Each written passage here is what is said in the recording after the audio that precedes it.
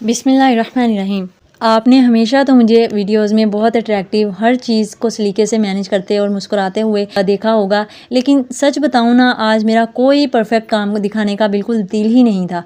आज जब मैंने किचन और घर की बिखरी हुई चीज़ों को देखा तो मुझे लगा कि हम हाउसवाइफ खुद को हर वक्त परफेक्ट दिखाने के चक्कर में कितना थका देती हैं। इसलिए आज मैंने सोचा कि कैमरा ऑन करूं और अपनी बहनों के साथ बिना किसी फिल्टर के दिल की बात करूं। और दिल की बात से याद आया, आज मैं आप सबका शुक्रिया भी अदा करना चाहती हूँ। मुझे इतनी खुशी होती है ये देखकर कि आप सब दिल से मेरे साथ इतनी अटैच हो गई हैं माशाल्लाह। अभी 2-3 दिन पहले की बात है, मेरी एक बहुत प्यारी और रेगुलर व्यूवर है, उसने ना मुझे कमेंट किया और कहा कि आपकी आज तबीयत ठीक नहीं लग रही, आपकी आवाज़ से लग रहा है कि आप थकी हुई हैं। यकीन करें, एक हाउसवाइफ क्रिएटर के लिए जो मेरे और आप जैसी एक आम घरेलू हाउसवाइफ हो, वो घर भी देखती हो माशाल्लाह, बच्चों को भी संभालती हो और फिर ये चैनल को भी मैनेज करती हो, उसके लिए ये बात इतनी बड़ी है कि मैं लफ्ज़ों में बयान नहीं कर सकती। बिना देखे बिना जाने सिर्फ मेरी आवाज़ से आपको अंदाज़ा हो गया।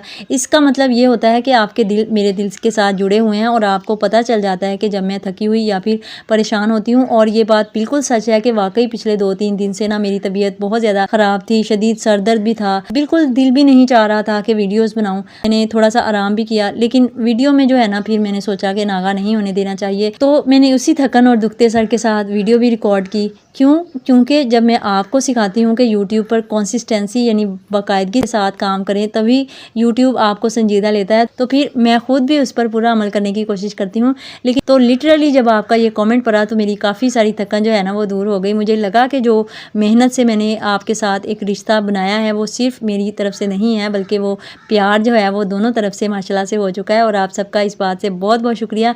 तो चलें, इसी मोहब्बत के साथ आज हम उन 6 कड़वे सच्चों पर बात करेंगे जो हम जैसी हर पाकिस्तानी होम मेकर रोज़ झेलती है, लेकिन कोई उन पर खुलकर बात नहीं करता। बिल्कुल दिल से बात शुरू करते हैं। और ये जो ये कड़वे सच हैं मैंने अपनी ज़िंदगी से भी सीखे हैं, और ख़ास तौर पर जब से मैं यूट्यूबर बनी हूँ और सोशल मीडिया पे आई हूँ तो मुझे तब से भी ये बात जो है ना वो बहुत अच्छे तरीके से समझ आई है। उनमें से पहला जो सच है ना वो ये है कि दिमाग की वो ओवर टाइम ड्यूटी जो कभी ख़त्म नहीं होती। और ये एक कड़वा सच है कि जो हमारे दिमाग का बोझ होता है वो किसी को नजर नहीं आता। लोग ये समझते हैं कि हाउसवाइफ ने झाड़ू लगा लिया, सालन चढ़ा दिया तो काम खत्म हो गया, लेकिन वो जो दिमाग के अंदर एक लिस्ट चल रही होती है उसका क्या।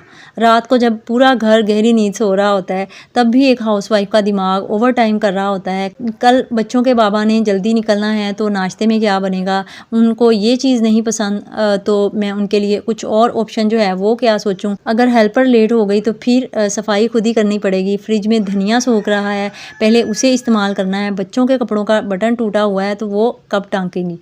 तो मर्दों का क्या है, वो दुकान बढ़ाकर ऑफिस का काम ख़त्म करके घर आ जाते हैं तो उनका काम ख़त्म हो जाता है और फिर भी वो बिल्कुल रिलैक्स होके मोबाइल पकड़ लेते हैं, आराम से मोबाइल चलाते हैं। लेकिन हमारे केस में ये जहनी मैनेजमेंट कभी ख़त्म नहीं होती और यही वो थकन है जो जिस्म से हमारे दिमाग को निचोड़ लेती है। और मज़े की बात यह है कि जिस दिन छुट्टी होती है उस दिन हमारा काम डबल हो जाता है, और ईद शब रात पे इन लोगों को छुट्टी हो जाती है, हमारा काम तब भी डबल हो जाता है। दूसरा सच ये है कि कह दिया करो हम कर देंगे, ये एक बहुत बड़ा धोखा है। जैसे हमें कहा जा रहा होता है ना कि हमें बता दिया करो हम कर देंगे, ये बड़ा एक धोखा देने वाली चीज़ होती है। घर के लोग बड़े अक्सर प्यार से कह रहे होते हैं कि तुम अकेली क्यों लगी हो, हमें बताओ हम तुम्हारी मदद करेंगे। लेकिन सच सच बताइएगा, आप इनसे कोई काम कहती हैं तो क्या वो सुकून से हो जाता है। अगर आप मियाँ या बच्चों को कह दें कि ज़रा बाज़ार से दही ला दो या बच्चों के कपड़े निकाल दो, तो उनके बाद जो सवालों का एक सैलाब आ जाता है ना, तो हमारे जैसी हाउसवाइफ सोचती हैं कि तोबा जिन्ना तेरे नाल मैं खपी हाँ, इहदे नालों मैं खुद कर लेंदी ते मैनू ज़्यादा सहूलत हुंदी। दही कितने का लाना है, किस दुकान से लाना है, बच्चों के कौन से कपड़े हैं, नीली कमीज़ कहाँ रखी है। बल्कि मैं कहती हूँ कि घर के कामों को मदद का नाम देना ही गलत है। जब घर सबका है, जिम्मेदारी सिर्फ एक खातून की क्यों होती है।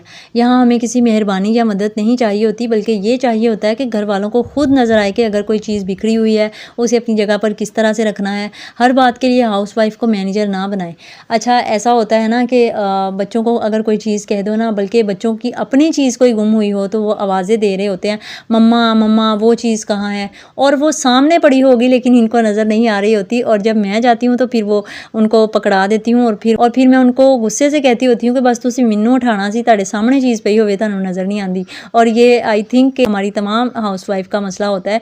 और फिर बच्चे कह रहे होते हैं कि मम्मा आपको कैसे मिल जाती है, हमें तो नज़र नहीं आई। तो यही मसला होता है कि जब आप कोई काम कहना हो किसी को तो चाय बनाने का कह दें तो वो पूछेंगे चीनी कहाँ पड़ी है, पत्ती कहाँ पड़ी है, कप कहाँ पड़े हैं और फिर माचिस कहाँ पड़ी है। तो इससे अच्छा होता है कि हम खुद बना लें, और ये एक बहुत बड़ा सच है और ये एक बहुत बड़ा धोखा है जो हमें मिल रहा होता है।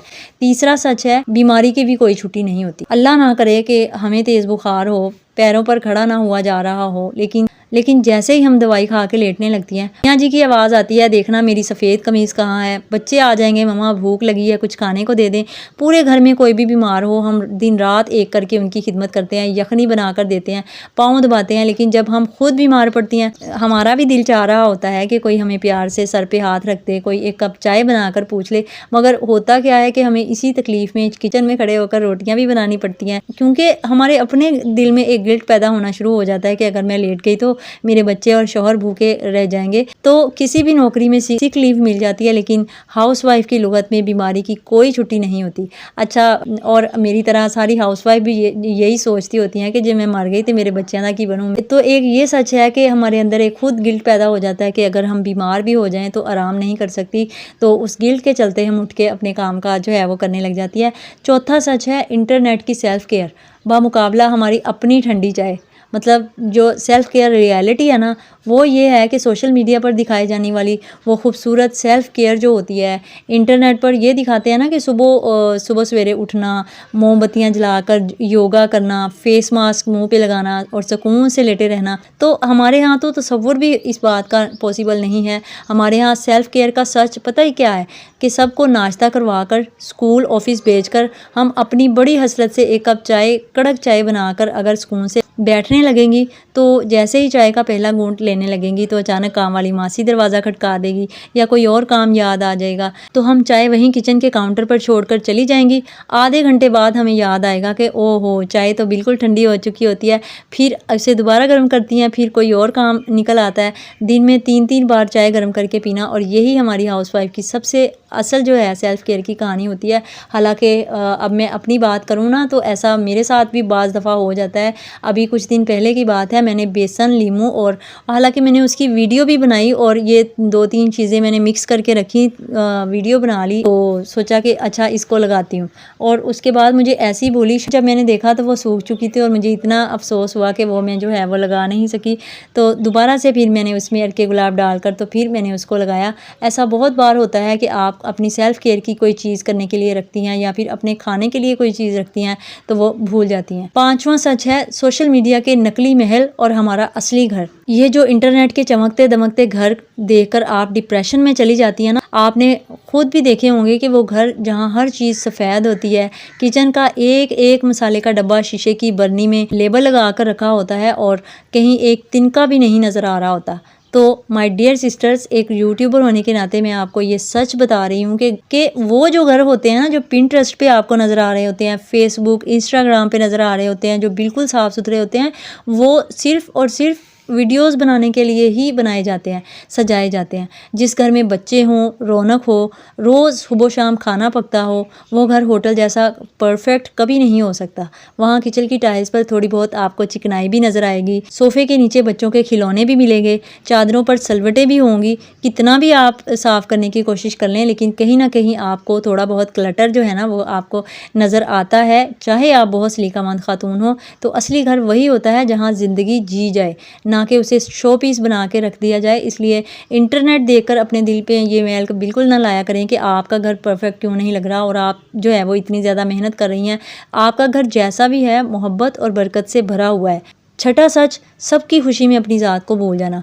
और ये आखिरी कड़वा सच है, दूसरों की पसंद याद रखते रखते हम अपनी पसंद भूल जाती हैं। हमें अपने शौहर, बच्चों, सास ससुर हर एक की पसंदीदा डिश रटी होती है। किसको प्याज पसंद है, किसी को भिंडी नहीं खानी, सबको पता होता है। मैं खुद ये पता होता है कि चावल में नमक कौन ज़्यादा तेज़ खाता है और कौन कम खाता है, तो उस हिसाब से मैंने उसको मैनेज करना होता है कि किसी को तेज़ भी ना लगे, किसी को कम भी ना लगे। इसी तरह से मुझे पता होता है कि फ़लाँ जो है वो अंडा किस तरह का खाता है, फ़लाँ फ्राई खाता है, फ़लाँ ऑमलेट खाता है, और इस तरह से मैंने हर चीज़ जो है ना वो मैनेज करके रखी होती है। तो लेकिन अगर हमसे कोई पूछ ले तुम्हें क्या पसंद है, तुम्हारा अपना क्या ख्वाब था, तो हम सोच में पड़ जाती हैं। हमने दूसरों को खुश रखते रखते अपनी ज़ात को इतने गहरे कुएं में फेंक दिया होता है कि हमें खुद अपनी पहचान और शौक़ याद नहीं रहते। हम सिर्फ एक रिश्ते का नाम बन के रह जाती हैं, लेकिन अपनी रिस्पॉन्सिबिलिटीज़ ज़रूर निभाएं, मगर अपनी ज़ात को मत मारें।